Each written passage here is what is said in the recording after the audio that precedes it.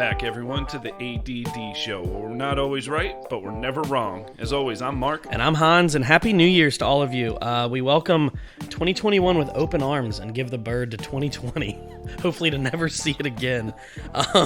Once again, we're welcoming Nate to the show, and there's too many bowl games and too many basketball games to talk about all of them. And we're going to start with the NFC East because Nate's here with us. So, Marc, that's exactly where well start. All right, How you going, man? I just want to say, 2020 for me and my wife, it wasn't that bad. Well, I'm speaking on behalf. I got promoted. I'm making, good money. So I'm all like, hey, 2021 is going to be better than 2020. Well, and yes, the A.D.D. show started in 2020. Exactly. We're balling out, man. Exactly. The Brinks truck is backing up right now. Exactly. So, so the NFC least. I'm going to let you guys talk a little bit about it. I really have no faith in either one of these teams, to be completely honest. Mm-hmm. Alex Smith needs to play, but it is clear that he cannot last a season with his repaired leg. No. It's sad. It's very sad. It really is. He needs to retire. Washington needs to just give him his money and let him retire. And, I agree. I think the Comeback Player of the Year award should be renamed. But it's sad to see because the Redskins were rolling, or Washington football team was rolling. And then Alex Smith, he couldn't play. He's a difference maker. And so they lost a few games. They thankfully cut Dwayne Haskins, a.k.a. Russell. Whatever Nate said, Dwayne Trash Cans.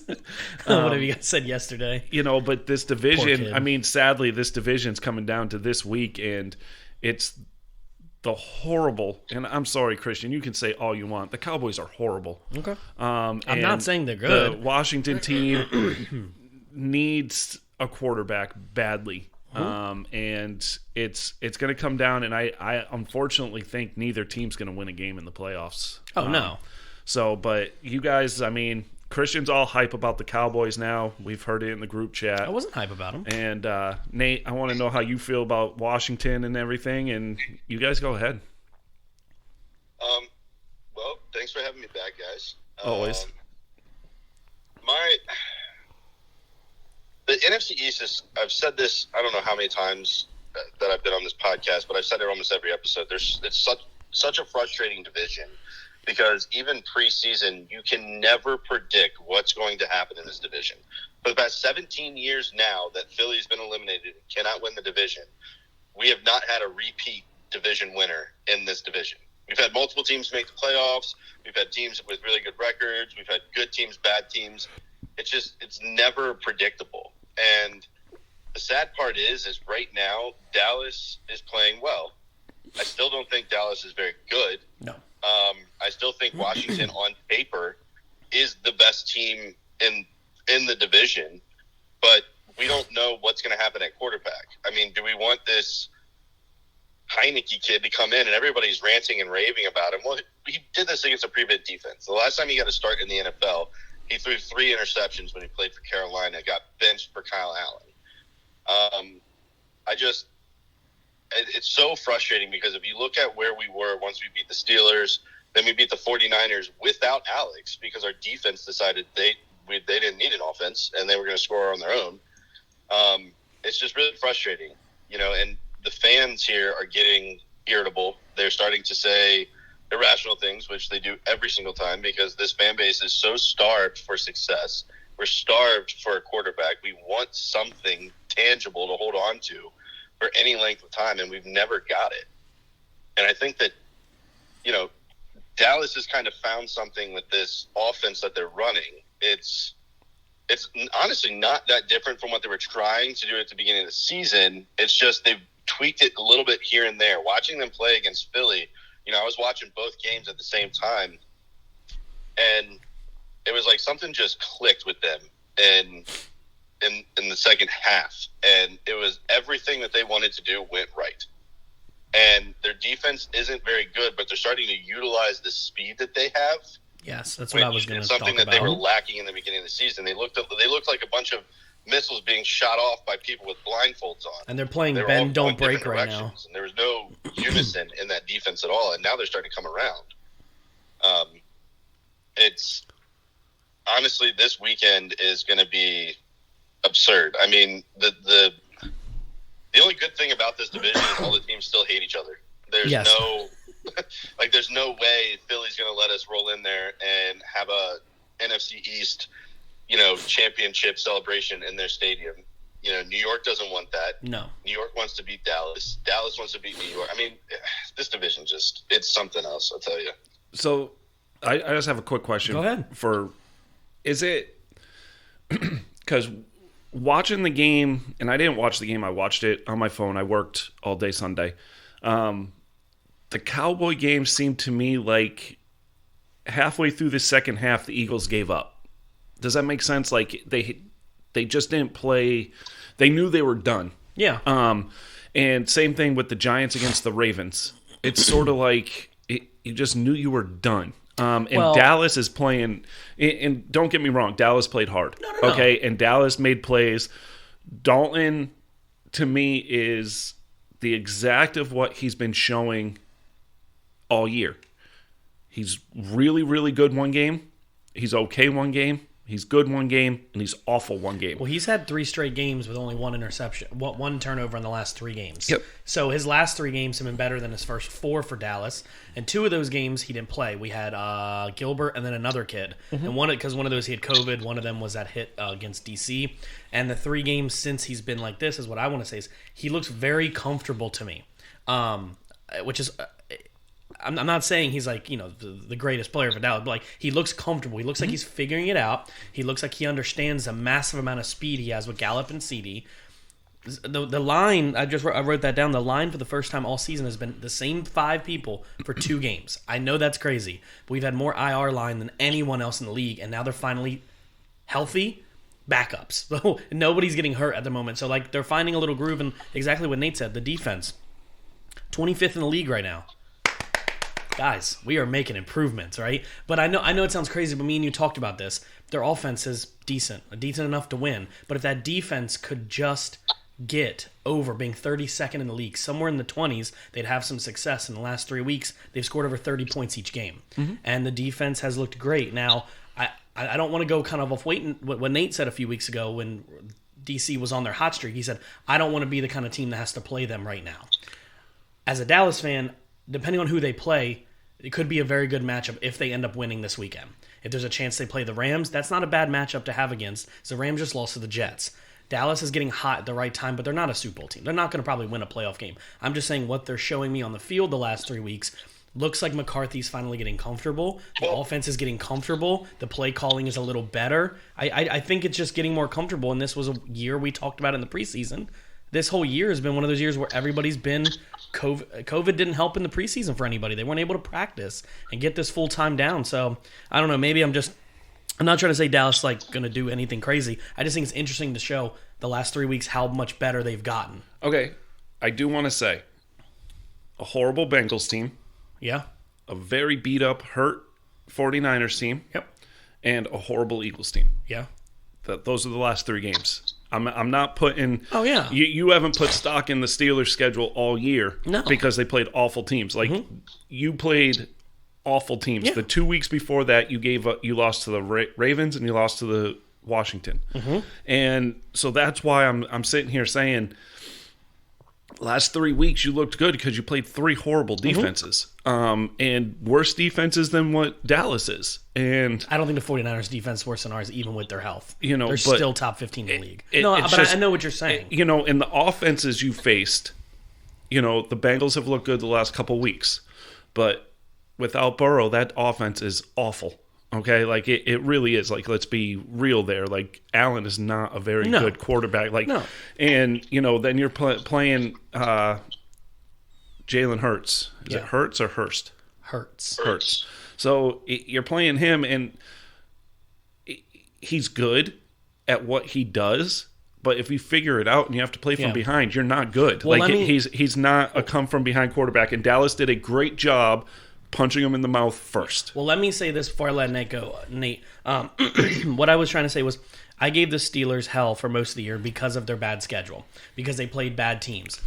What I'm saying is in the last few weeks with Dallas playing is these bad teams they've looked good against. There's multiple games where the Steelers looked bad against bad teams. Does that make sense? We punched the Bengals in the mouth. We punched Eagles in the mouth. We punched 49ers in the mouth. Whereas nothing against Steelers, I still think they're light years better than my Cowboys are. I'm not saying they're bad by any means, but they looked bad against these bad teams. Does that make sense? Mm-hmm. Whereas these last few teams, if Dallas beat the Eagles by a last-second field goal, I wouldn't have this conversation. But it's because these last few weeks we've been punching these bad teams. The teams we're supposed to beat these last few weeks we've looked good against.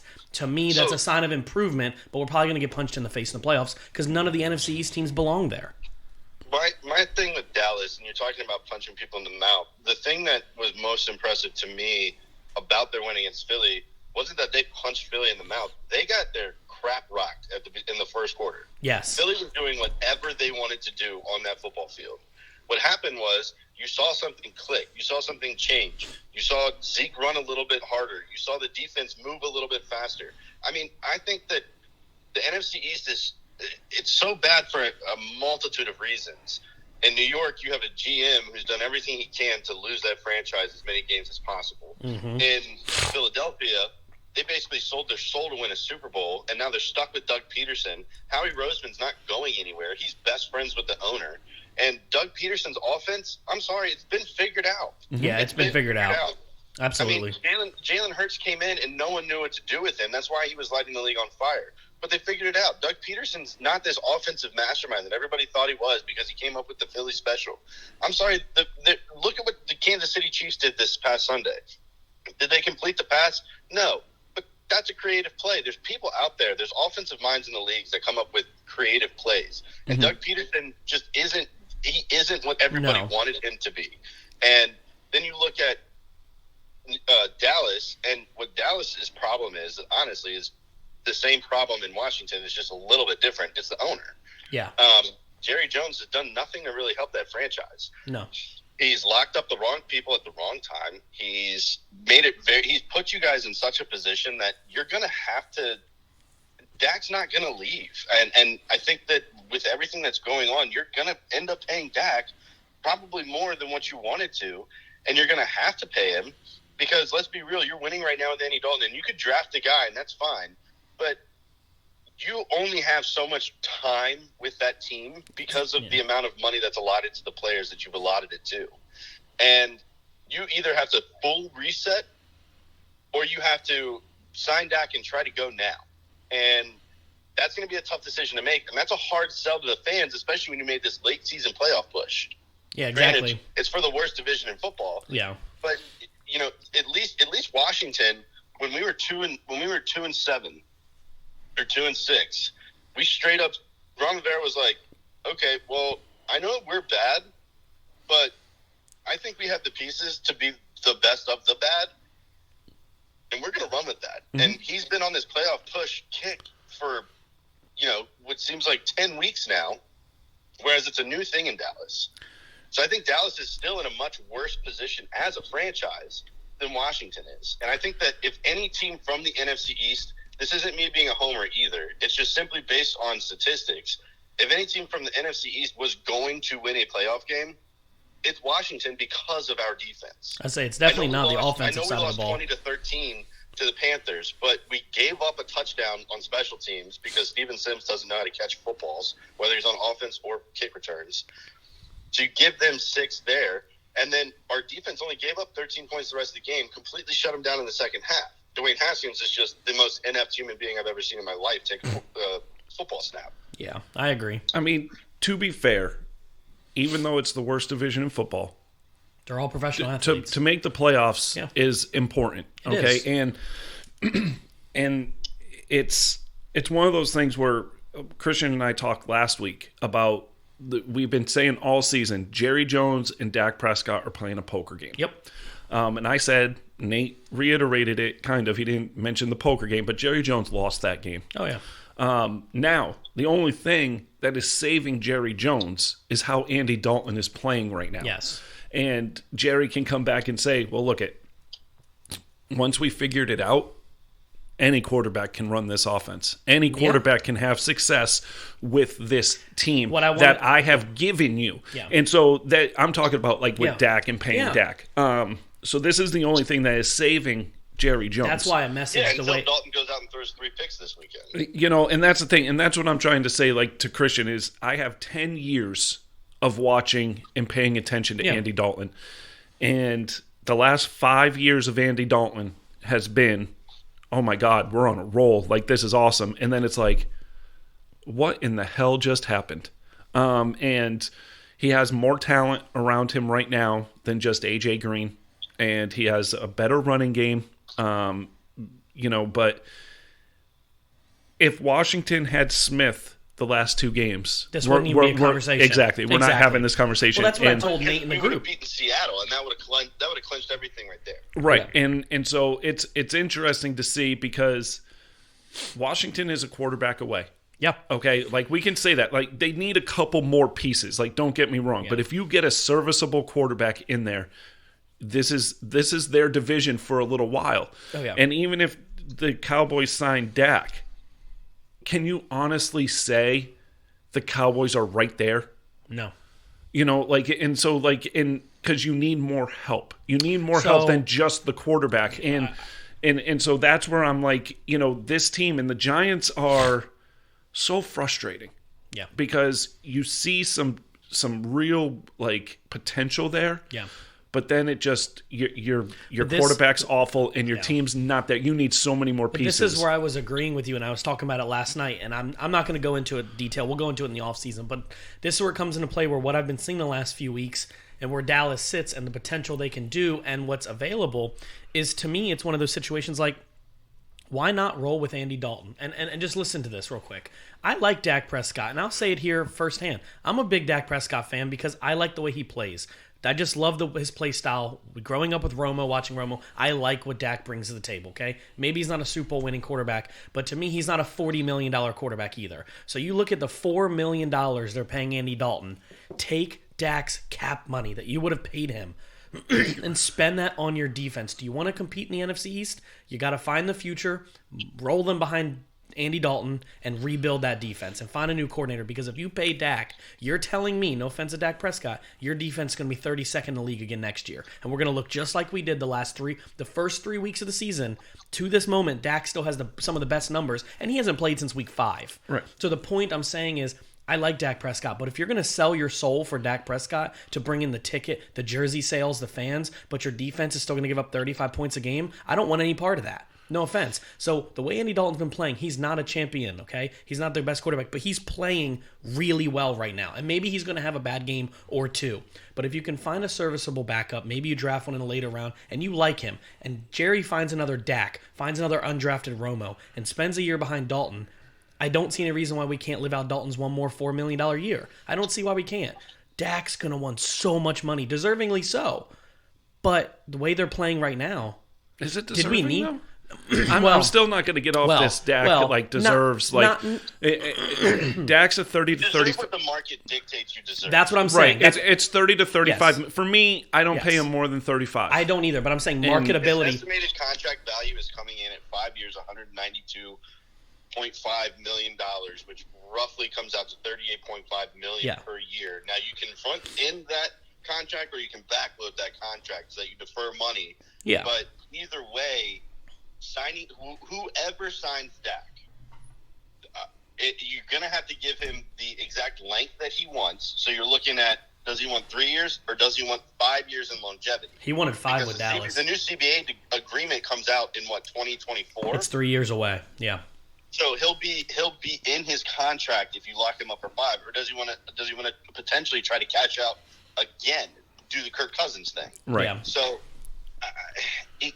there's other franchises, in my opinion, and I know that there's a lot of talk in Washington right now amongst the fans about signing Dak Prescott.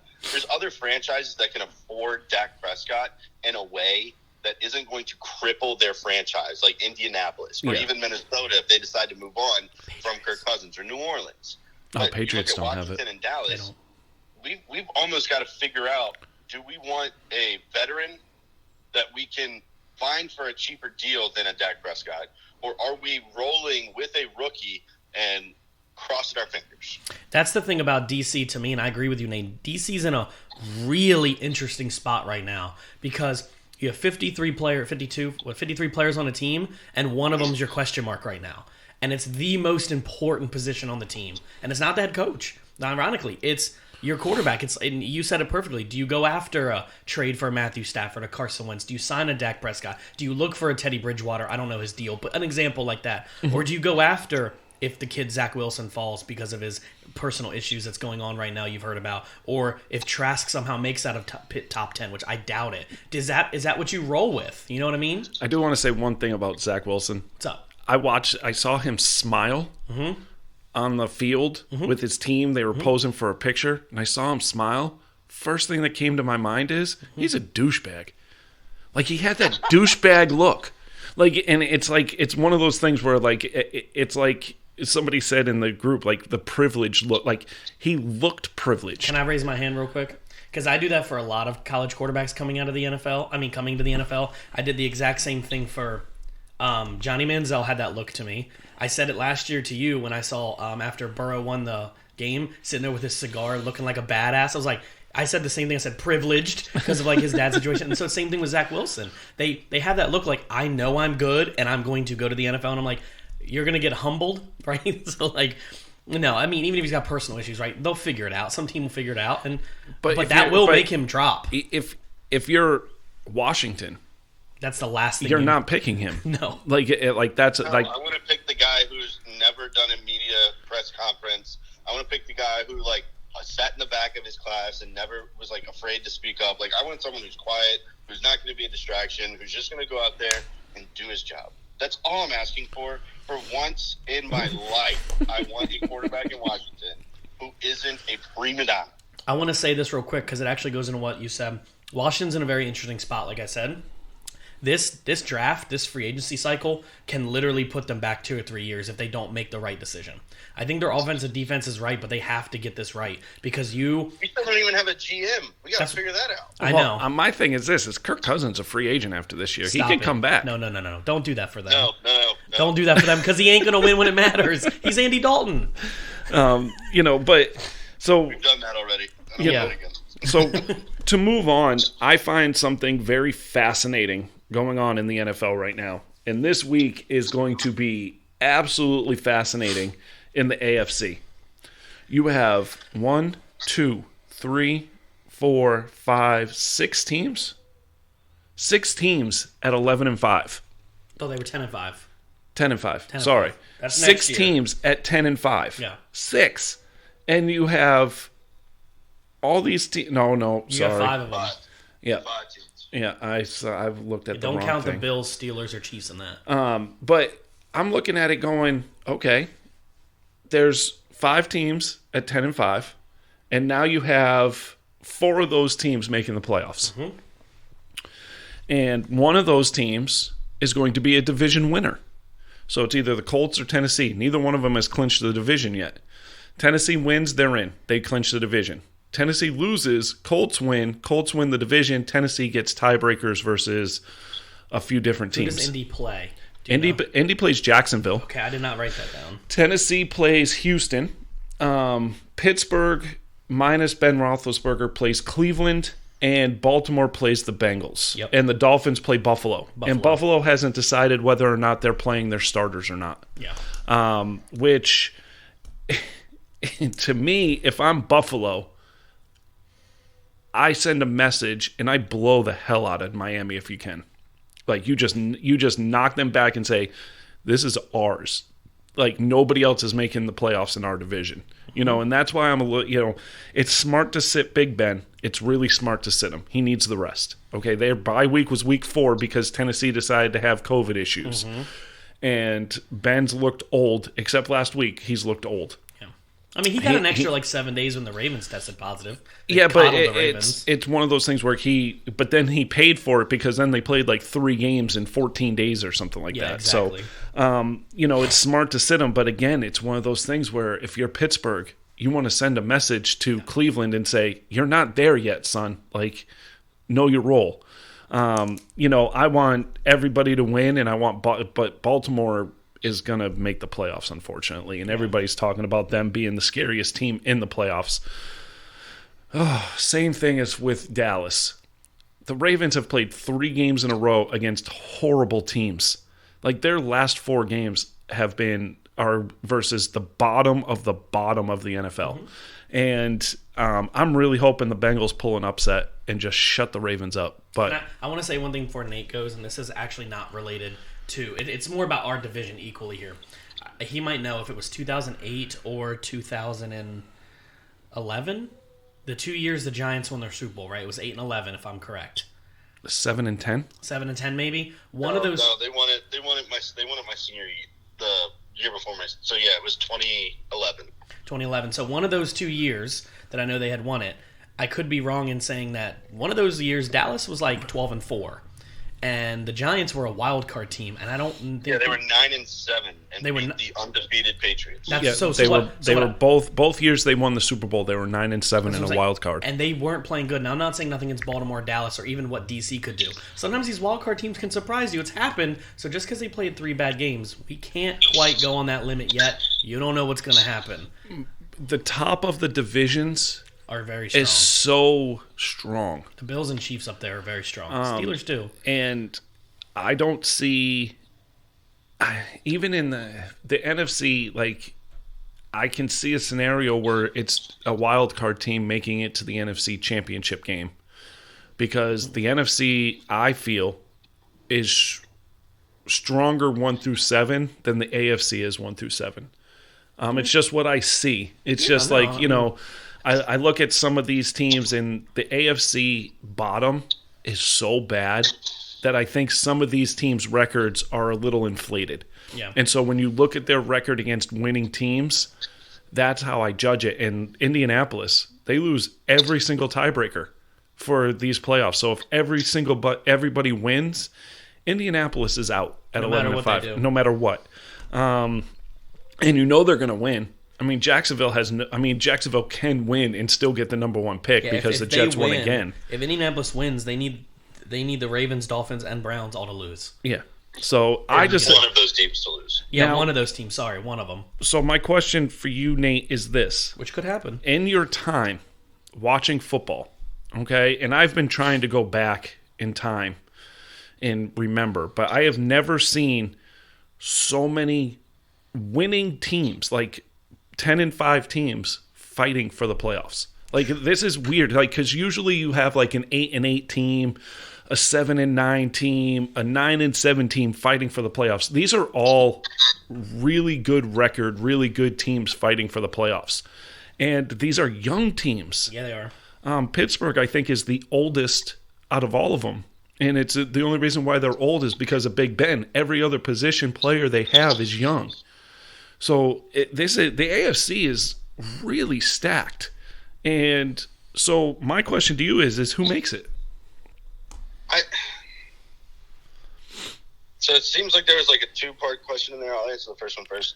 I've never seen something like this. Like you said, typically you have a team that's like 8 and 8, 7 and 9 on the bubble. I mean, last year Pittsburgh would have made it in this playoff scenario with an 8 and 8 record. It's the AFC is so wild to me because you have your top tier teams, the Chiefs and Bills, and I'll even throw the Steelers in there, are just, in my opinion, so much better than everybody else. And then you have the best of the rest. And then you have you have teams that are 10 and 5, and then teams that have 6 or less wins. Like, there's no 7 and 9, 8 and 8, 9 and 7 teams right now in the AFC. I think that the NFC has worse records because the NFC is more talent dispersed throughout the teams. They're not as top heavy as a Kansas City or a Buffalo with the addition of Stephon Diggs and all that. I think that for me personally, I just think it would be so funny if the Browns lost. After this season that they've had, their first winning record since like 2008, their first chance at a playoff berth since 2002, and they lose to the Steelers, who bench Big Ben, and lose their chance at the playoffs. That would just be hilarious to me. The most Browns thing ever was losing to the Jets last week. That was the most Browns organization thing ever. Oh, we're going into play a 1-win team. We win and we're in. Like, that is the scenario they were looking at past week. I want to say something real quick.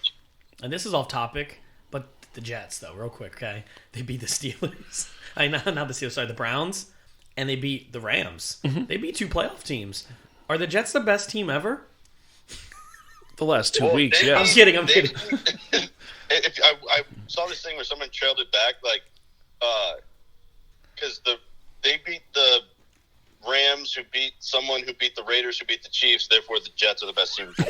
I love those, man. That's exactly what UCF did a couple years back in college football. It's and like to boot, like Indianapolis to me, again, is a quarterback away. Yeah. Okay. Phillip Rivers has done a really good job, but they haven't beaten good teams, and it's proven they haven't beaten good teams because they lose every single tiebreaker. Mm-hmm. Tennessee is Tennessee. You know what you're going to get. And I don't know if they're... I didn't believe in Tennessee at the beginning of the season. I thought they were going to make the playoffs, but I'm not a believer in Tennessee. I'm not a believer in the way they play football, and their defense is not very good. I know you're about to go through your list, so I'm going to rebuttal to both of you guys. So we're looking at this. We talked about the NFC being super deep. Not just deep, but you know what I mean. Having a lot of teams that just love to beat up on each other. So before we go through each team and talking about chances... Do any of these teams really have a chance to beat the Chiefs and Bills and Steelers? Do we really think so? Yes. You do? And yes. Who is that? Consistency enough with the Titans. I mean, they're consistent enough to go through and beat on the Chiefs and Bills in the playoffs? I mean, Miami showed you they can hang with Kansas City. Miami, yes. I'm going to say Miami. But I don't think Miami's going to make the playoffs. That's my team. So you think Miami's out? If Bills don't bench their I think Miami's going to – I think Cleveland – so Cleveland lost to the Jets last week. It was embarrassing. They were missing their top 3 wide receivers. Who, by the way, have already been ruled out for Week 16. They're all out again for the Steelers game? That's what I read on ESPN this morning. I don't know if I read it right, but I think they said all 3, Higgins, Landry, and somebody else is out for this game. According to what I'm reading here, it doesn't matter with the Browns. They still need the Titans to lose. They're going to need the Titans to lose if they lose. If they lose. Yeah, if they lose. So I mean, I don't see a way that the Bills. So the Bills are still fighting for that number 2 seed, and like I said in the group chat last night, I understand that the number 2 seed doesn't hold the value that it used to because you're not getting a bye. But what you're getting is guaranteed 2 home games. Yep. Now, I'm sorry, I agree with. There's no fans in the stands. Playing in Buffalo in December. Miss me with that. That does not sound fun. I agree. Home field advantage is everything. Mm-hmm. And it's I get the argument that I've made it very many times this year that the home field advantage isn't the same without fans.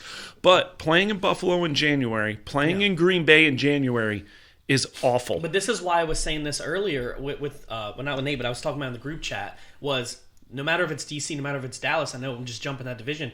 If one of those 2 teams win this division, which it's going to probably come down to them 2, we're a 4 seed. You're at home in the wild card. Mm-hmm. No matter who you play, that goes a long way. So the Bills have something to fight for. I don't think they're going to bench their team. Home field advantage, not just for the first game. You're getting it for the second, guaranteed as a number 2 seed. So again, they didn't bench their players against New England when they were up 30-something 9. Josh Allen threw another touchdown. Thank you very much for letting me win a fantasy title. But it's just like I don't see them. They know what's at stake here. Yeah. And if you're Miami, if I'm a Miami fan right now, I am shaking in my boots because you're 1 win away from a playoff berth after winning 5 games last year. You've already doubled your win total from last year, and you're on the cusp of it. But if you lose, I get that winning games makes it more important and everything like that.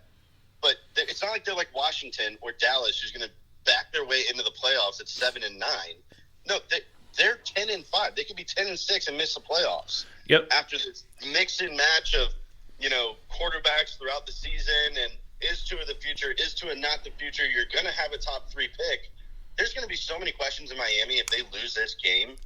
It's going to be mind blowing. But I'm gonna say this: if I'm Miami, this season's already a win. Oh yeah, absolutely. This season's already a win. Like you just said, you're getting the 3rd pick in the draft, and you're either getting that kid from LSU, the wide receiver, Jamar Chase. You could get him. You could get Sewell. You could get. You're getting a top player because the Bengals decided to mess up and beat Houston last week. So now Houston's like, oh man. Here, Miami, you're our favorite team. We don't even like ourselves. And with their 3 first-round picks, they could even get ETN. They can get their running back that they need. To me, that's another position. That's the one they're really missing on offense. If I'm Miami, I'm like, okay, listen. And we're going to talk about Chicago in a minute, but talking about Miami right now is going to lead us into Chicago, okay? Because around the same time, Matt Nagy benched Trubisky for Foles. Brian Flores benched Fitzpatrick for Tua. Okay? And everybody, me included, was like, biggest mistake, like, you're what are you saying to your fan base, doing this, doing that? And everybody's like, well, Tua's been benched twice. Okay, but they're still 10-5. Yeah. Okay? And one of those games that he was benched, they did lose. One of those games, they did win. I mean, the game they won, let's all be fair. That pass by Fitzpatrick, that was...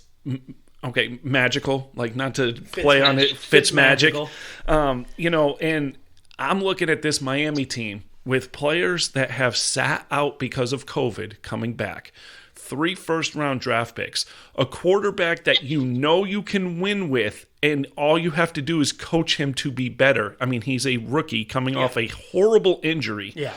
And the more and more comfortable he gets, and Tua's mindset for being benched is not bad. Like, he's not saying any of the wrong things. He's like, listen, I played bad. We won. Hey, that's all that matters. And Fitzpatrick is Fitzpatrick. He's the ultimate teammate. Yeah. Okay, you want to use me at the end? I'll get it done. Let's go. And so if Miami misses the playoffs, I'm bummed. I'm really bummed, and it will take me a little while to get over missing the playoffs because of how promising it was this year. But next year, the ceiling's even higher. But I look at it as, in the end, I didn't think we were going to win 5 games this year. Yeah. I didn't think we were going to win, be battling for the playoffs. And you start coming up with this, and Flores is going to have them ready. And this team knows what they're capable of, and with these draft picks, which you could either trade or you could keep. They can get that wide receiver from Alabama that he played with when he was in Alabama. So, like, just situations like that, like, you don't know. The world's endless when you have 3 first-round picks. Like, so let me turn it to you as a Cowboys fan. Sure. You as a Washington fan, Nate, and me as a Bengals fan, okay? You're 10-5. Mm-hmm. You're battling for the playoffs. You have the same situation the Dolphins have, okay? Same situation, but it's your team. You lose, and you're out, okay? Are you disappointed? Or are you disappointed for the rest of the offseason? Or are you like, no, our future is bright? Can I say this before Nate does real quick? Oh, are we saying that just take the Dolphins logo off and put my Dallas logo on it? Yes. I have the same team with Dallas stars. Same team. No, I'm not upset because of where we were the year before. The job my coach, we're going to call him Flores, obviously, the job he's done. I'm upset about the quarterback flip-floppiness, but I understand. And I know we have 3 first-round picks, over $50 million in cap space, and a really good defense. I am happy for next year. Yes, we missed the playoffs, but our division's stacked, right? Mm-hmm. I'm happy we made a jump. We gained 5+ wins, and now next year we could be looking at actually having a home field advantage in the wild card. I mean, in the playoffs possibly. Mm-hmm. Okay, so that's me. I would be bummed. Yes, we missed it, but I'd be hopeful because we have 3 first-round picks, not a 27th, and that's it, right? Okay. Even so, 10-5 is awesome. Where you were last year. So go ahead, Nate. I mean, I would be pissed. So, and here's why. When was the last time Miami was in the playoffs? 2013. I don't. 13. They won the division. It was one of the years they won the division. It was like. It was the year that Matt Castle played for New England. That was 2008, wasn't it? 7, 8, something like that. So my whole thought process with this is, I'm looking at it. I'll give it to you from a Miami perspective and from a Washington perspective. So if I'm a Miami fan, I'm going to be pissed. First of all, that's just me as a person. I hate losing. It's one of the worst feelings in the entire world. Mark, you know this. You played sports with me. You played games with me. I hate losing. Mm-hmm. But you can still be pissed off that you didn't make the playoffs and the season didn't go the way you planned. And you can also at the same time be looking forward to what you have. But in the NFL, nothing is guaranteed. Right. Not one thing is guaranteed. You can have 3 first-round picks and miss on all 3. You can have $50 million in cap space and sign someone who's like Albert Hainsworth and decides, I got my money, I don't want to play. And I'm not saying that's the guarantee either, but you only have so many opportunities to make the playoffs. With the way that the cap space is structured, the way that the teams are structured, you only have so many opportunities. So getting this close and missing is devastating to me. Okay. And as a Washington fan, I'm not going to be as mad as I would be if I was a Miami fan. If we lose this week and miss the playoffs, I'm still going to be really pissed off because, well, yes, we went from 3-13. We had the name change. We had the sex scandal with Dan Snyder and all of this culture change. We're the first minority VP of operations, the first female in the booth for the team. We have a minority head coach. We've brought in all these people to change the culture. We have a top defense. We have all of this young talent. We're this close. I've only ever seen the playoffs in my life 4 times.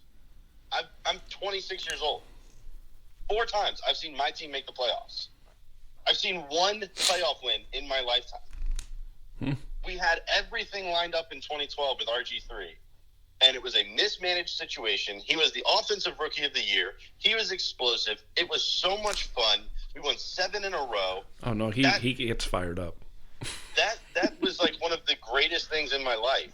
2015 was a fluke. So I don't care if we're 7-9. I want a playoff game because I'm sorry. I like my chances against Tom Brady and the Bucs with my defense. I do, especially playing in DC. I like my chances playing the Rams without Jared Goff. Mm-hmm. And if I'm Miami, I really want that playoff opportunity.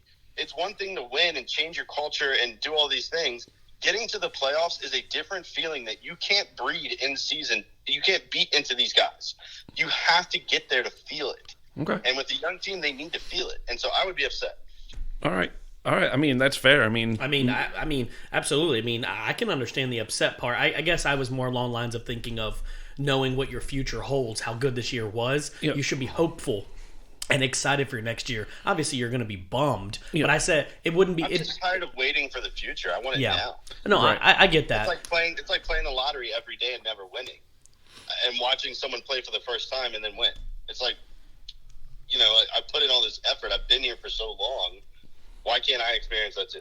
Right. Okay. I respect that. I'm not here to argue that. I mean, 2 different points. They both make sense. Yep. Now, this is different because a few weeks ago we said they were dead in the water. Chicago. Okay. The Bears, dead in the water. Now they're the number 7 seed right now. Oh. Okay. Mm-hmm. And winning, they're in. And they could even lose and be in. Okay. So my question to you is this the most mismanaged situation in football this year? Now, I'll let Nate go. If you want to talk about mismanagement, we'll let Nate go. He understands that over the last 20 years. So, Nate, how about you go first on how you feel about the Bears and if they're actually mismanaged? I think even if they make the playoffs, Matt Nagy's head should be on the chopping block. Absolutely. I don't know. It's not even like Trubisky was playing bad. He wasn't playing great.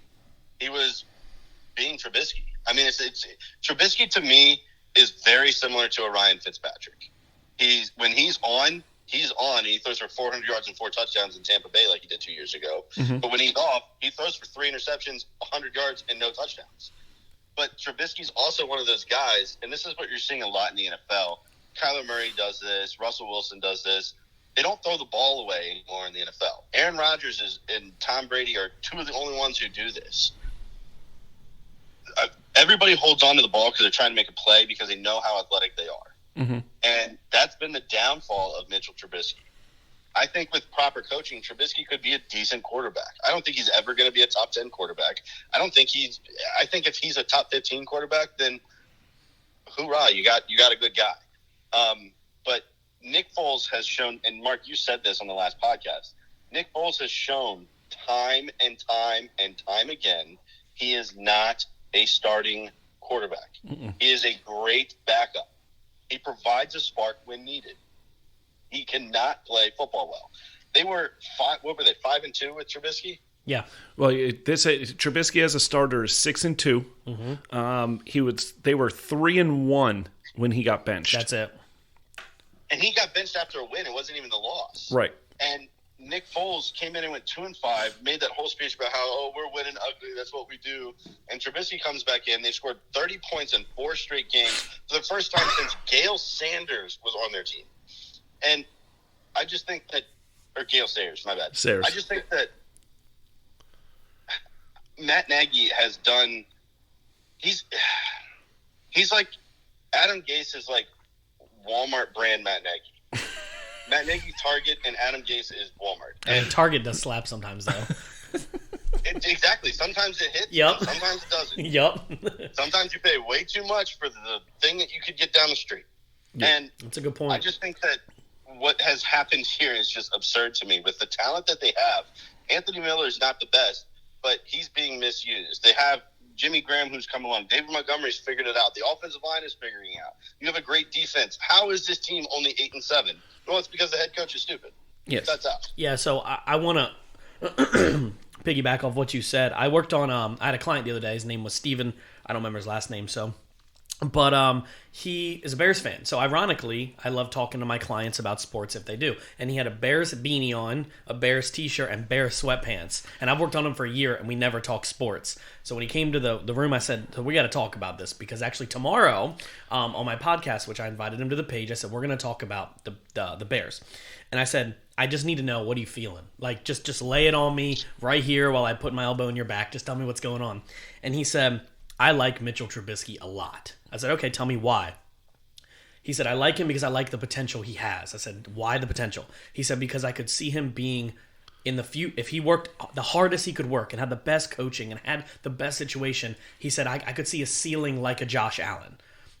And I said, okay, so like the little bit of running, the deep passing. He's like, that's what he did at North Carolina. He's like, they're not playing him like he used to play. They're not playing to his strengths. When they put in Nick Foles, it completely went out the window. He said, Nagy has mismanaged this team since he's been here. We have Allen Robinson balling. We have Jimmy Graham doing well. We have Montgomery finally coming into his own. He's like, the defense is getting older, which is kind of a concern. He's like, and then I had to go look it up. He said, in Mitch Trubisky's games, he was 1,800 yards, 16 touchdowns, 7 interceptions, 95 passer rating.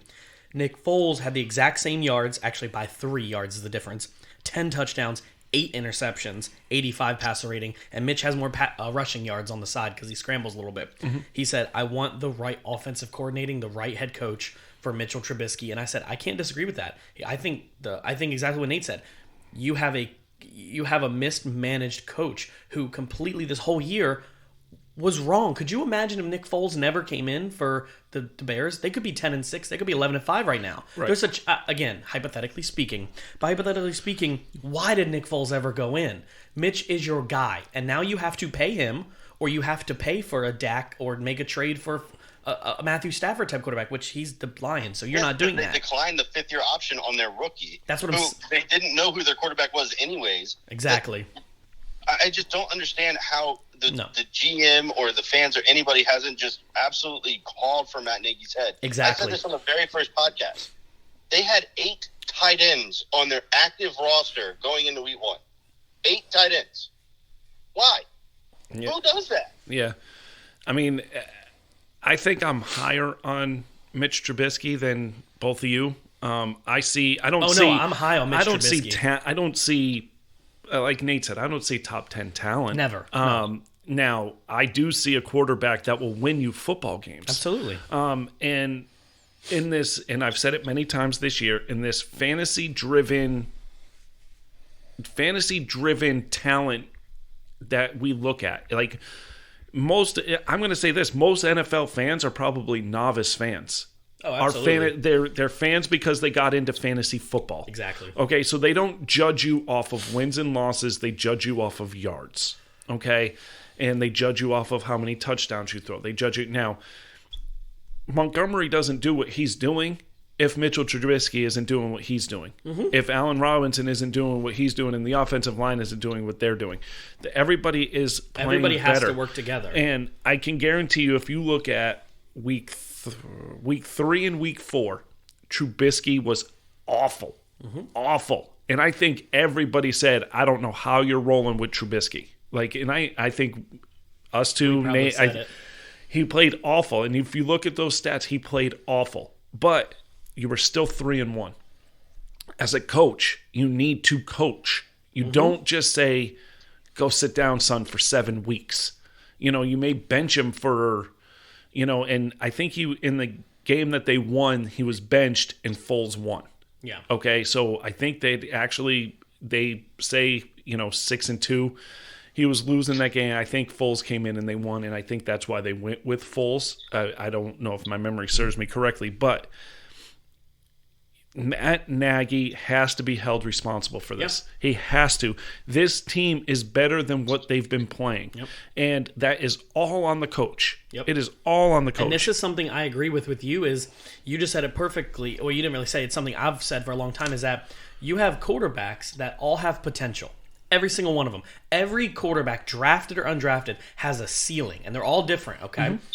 To me, almost every quarterback in the league, in the world, has a potential to be a top 10 quarterback. However, some of them push through the top 10. Some of them push farther. I think Mitchell Trubisky has the potential to be a top 20, top 15 quarterback. His coaching helps. If he has the right coach, the right coordinator, he can push through to the top 10 because, and that's my thing, is like, don't take this the way I'm about to say, okay, about Tom Brady. Tom Brady is a once-in-a-lifetime generational talent, but Belichick helped him a lot. Him and Belichick were great together. I think if he would have went to any other team without a Belichick, he may have still won Super Bowls. But him and Belichick were different because Belichick found out what about Brady made him a winner, and they worked together. If you get that right coach for any quarterback in this league, it instantly propels him as a little bit better of a quarterback. Mm-hmm. That's why I, for years, did not want Jason Garrett no more. I don't think he's a great developer of quarterbacks. I wanted somebody who can develop. And I think that's what the Bears are going to need. They're going to need to get somebody in there that can make Trubisky better by putting him in better situations and training him better. Okay. And I think Nagy failed at that this year. Okay, so Nagy's the head coach. He's not the offensive coordinator. I know. Well, he's doing both. He is doing both. That's why I said that. And so is it something where you hire an offensive coordinator? Who is their offensive coordinator? It's just a name. Yeah, it's not because it's Nagy's offense. Because the reason why Nagy was hired was because of the offense he ran in Kansas City. Makes sense. And Alex Smith was a Pro Bowler, like high ceiling, like, and then they had Mahomes come in and, you know, Bieniemy coached the hell out of Mahomes. Well, that's fine. Okay, so deal then. If you can't, this is a hypothetical, probably won't happen. If you can't replace Nagy, then Nagy should bring in someone like the quarterback's coach at Kansas City, who's going to get offensive coordinating job, right? Someone like bring in somebody that can make your quarterback better. If you think Mitch is your dude and you're not paying him a 1-year deal, he's going to have to get paid a little bit. You need to bring in somebody that's going to make him better. You can sign him to a Dalton deal. A Dalton deal. Not a 4-year deal, but the Dalton deal that he signed in Cincinnati. Yes. Where it was like 4 years, ridiculously low money that after 2 years or 3 years, the money's gone. Exactly. And it's just, you know. I just think watching the Bears, and I think Nate would agree, is watching the Bears this year, I just keep seeing plays where I'm like, why did you do that? Or why was Trubisky throwing an 8-yard curl route, but you needed 12 for the first down? Why the small things? Do you know what I mean? And I think Trubisky has the ceiling to be better, but I just haven't seen it, and I don't know if it's coaching or him, and it's hard to tell. But Nagy to me has disappointed me with how much talent those Bears have. You know, and Nate said like Allen Robinson. Allen Robinson wants out. He wants out. He doesn't want to stay. He doesn't want. I think he's a free agent too. And personally, without come on to DC. Without Allen Robinson, you might as well let Trubisky walk. Well, that's what I'm saying. Like you've mismanaged this team so badly that your top 10 wide receiver. Yep. And I'm sorry, I will argue with anybody that Allen Robinson is a top 10 wide receiver. He is. He's going to walk, and he's going to get paid somewhere, and he's going to be. He's going to be he's going to be an all-pro. Absolutely. You know, and so it's to me, and I have a friend. I don't even know if he listens to the show, so he might not be my friend anymore. His name's Brad, and Nate, you remember Brad Simmons from Olympia? Hey, Brad, where you at? He's a diehard Bears fan. Diehard Bears fan, and he just the stuff I see him post on Facebook is heart-wrenching because it's like the Bears have so much potential, and it doesn't, like the double doink, like that's heartbreaking. Like you have like so much stuff, but to know that your coach and to see how Trubisky's playing, you have to be like, what the hell's going on? Like what did you bet? You know, and I know, you know, everybody, again, 2 bad games in a row, but then you got to coach them. Like you can't let your team go 2-5 with your backup and say we're still in a better place. But I don't know why they left him in that long. That's the thing. I agree with you. Why that long? He'd still be in if he never got hurt. That's what I'm scared of. Right. And I think they were rolling with Nick Foles because of the Super Bowl to him. And I think that they're like, well, this is a Super Bowl winning quarterback, and Trubisky's not doing it. Let's put in Foles. Yes, After Foles' second loss, he should have came out. Foles benefited from what Nate said earlier. Yes. The Eagles sold their soul for the Super Bowl. They did. And they had so much talent on that team. And Nick Foles, they hit lightning in a bottle. And I'm telling you right now, 9 out of 10 times, Patriots win that Super Bowl. Oh, absolutely. Okay? And Nick Foles doesn't throw for 500. Records in that loss. Yeah. But Foles doesn't throw for 500 yards. Foles doesn't, 9 out of 10 times the Patriots win that Super Bowl. Yep. Okay? But Nick Foles has made a career out of playing great as a backup and then getting paid as a starter and being a bum. Mm-hmm. He's made a career out of it. He's a hell of a con artist. Yeah, and I don't get it. I don't get what people see. It's sort of the same way. You guys might be too young for this, but Jeff Garcia played for the 49ers. Mm-hmm. He made a career out of doing that too. Coming in, lightning in a bottle, we play well, and then all of a sudden somebody signs him as a starter, and he's a bum, and you move on. And he's like Nick Foles out like Brock Osweiler. Oh, jeez. Stealing money from teams to do nothing. I think he's still getting paid. He probably is. Probably. But it's a lot of money. It's an interesting last week. You have a lot of things up in the air. Yep. I honestly think if Smith is healthy, Washington wins. Absolutely. And goes to the playoffs. Even if Dallas wins at 1:00, I still think they'll win with Smith. I want to ask Nate real quick. Is McLaurin playing? Don't know. I don't know either. Yeah. And that's going to be a huge factor no matter who starts still. Yes. Yeah. The only good thing is that Philly's secondary might be the worst in the NFL right now. And Slay, I thought, was a decent corner all year. People talked about he's that. He's hurt right now, though. He's hurt. Is he hurt? Because he got burnt. Yeah, he didn't play against Dallas. And it's going to be interesting to see, like I said, fourth quarter, I saw Philly quit. Yeah. Philly didn't play. And who was I thinking of was on Gallup? And so it was, now the Giants, I mean, the most Cowboys thing in the world is losing the last week of the season to make the playoffs. We seem to always lose to the Giants. Yep. And so I don't see the Giants winning either. I see both teams winning, and I see, Washington making the playoffs. And the AFC, I honestly do not know. I really don't. I could see a scenario where all teams win. I could see a scenario where Tennessee loses, Indianapolis wins, and you go on down the line. When I look at those teams for the AFC, if the Bills play their starters, and if the Bills bench, right, we're talking one team's playing Jacksonville, one team's playing Cincinnati, one playing same this. All these teams that need to get in at 10-5 are not playing very good teams, except for the Dolphins. The Dolphins are the difference factor. Browns. And the Browns. The Browns are playing the Steelers. So, again, with Big Ben not playing, that helps the Dolphins out. But if the Bills are starting all their people, that does not help the Dolphins at all. Because the Bills, like Nate said and you said, they're going to want to fight for that number 2 seed. It may not matter, but it does still matter. Yeah. You're going to be at home. So, dude, this is my favorite week of the season. Being a Dallas fan, and Nate knows this for his whole life, being a DC fan.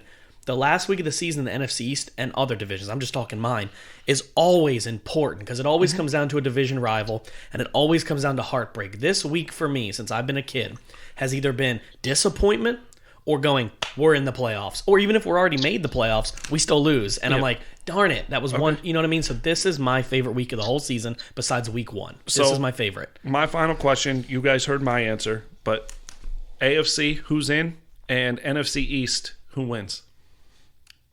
I'll let Nate go first. Yep. I think NFC East. I'm gonna go. Washington wins. Washington's in. I don't even care who wins the Dallas Giants game. I just care about Washington beating Philly. And then for the AFC, I can see every team lose. I don't know. Like Cincinnati playing the way they're playing, are they going to pull an upset on Baltimore? I think if any team, for me, I think that Indianapolis is going to win, and I think Miami or Cleveland is going to lose. Okay. So I got Indy making the playoffs, and I think Tennessee is going to win. They'll be the 4 seed, and I think either Miami or Cleveland's going to be on the outside looking in. Yeah, I have. If I had to guess in the AFC, I'm going to go on a limb here and say I don't think the Dolphins are going to make it. I think they're good, but I just think if the Bills do play their starters, Steelers are benching theirs, Browns should be able to win. I know they don't have their wide receivers, but I don't know the scenario if both Dolphins and Browns lose. I don't know the scenario to who would get in, who has the tiebreaker over who. Okay. So, I think Cleveland Dolphins have the tiebreaker right now. Dolphins would still get in. So my guess is they both lose. I think the Browns are out then. I'm going to change my opinion. I think the Browns would be out. Okay. In the NFC side, again, I think I'm going to go a lot like Nate said. I think it's because there's no Alex Smith. It all comes down to does Dallas win, okay? I'm not hopeful at all. I mean, I really don't think they're going to win. I think they're going to lose. But in my gut feeling, if they win, without Alex Smith, Washington's not winning this game. I don't think Heineke's the answer. I think the rest of their team's good, especially if McLaurin doesn't play. It's just not hopeful. I'm not hopeful for either one of these teams. I'd like to see Dallas win. If you think about it, though, we should have won last week if the refs didn't blow the whistle on a fumble. Exactly. And if there wasn't a bogus holding call. That was bogus. Without Alex Smith last week. Yeah. So, I mean, they could win. It's all going to come down to this, the 1 o'clock game at the Giants. If Dallas wins, DC has to do their job. If Dallas loses, because y'all don't play till Sunday night, DC can be like, nah, man, it don't matter. We're in no matter what, right? But that's what it comes down to. If I had to say my gut feeling, I think somehow DC's going to get in, but I'd still like to see Dallas. But I just don't trust Dallas. Even though they're looking good, I don't trust them. And final question. Yep. Who makes the 7th seed for the NFC? Do the Rams, I think it's between Rams, Bears, and Arizona, the Cardinals. Do Arizona? The Rams. Are the Rams in regardless? Yeah, the Rams are 9-6. So if the Rams win and Tampa loses, the Rams are the 4 seed. Tampa's the 5. Okay. The Rams only miss the playoffs if they lose, Arizona wins, Chicago wins, and there's another caveat to that I don't know. But I think the Rams are going to get in because I think that Arizona is going to lose. Well, Arizona, they play each other. Yeah, they play each other. Well, that's what okay. I think Arizona's going to lose. Isn't Kyler hurt too?